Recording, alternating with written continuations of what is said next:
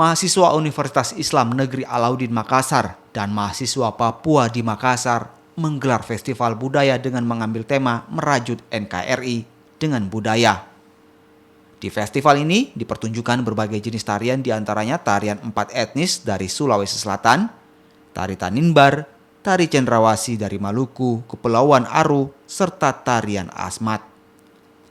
Sementara itu, Wali Kota Makassar, Kapolda Sulawesi Selatan, Irjen Merdisyam, turut mengapresiasi kegiatan ini.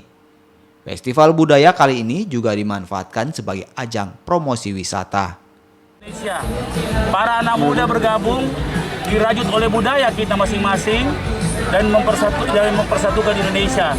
Tentunya saya pemerintah Kota Makassar ingin menyampaikan terima kasih kepada Pak Kapolda yang telah memfasilitasi Dewan Mahasiswa UIN bersama mahasiswa dari Jakarta dan dari Jogja, bersama dari teman-teman dari Papua dan dari seluruh Indonesia berkumpul memilih Makassar menjadi kota untuk merajut kebinekaan dalam bingkai NKRI ini.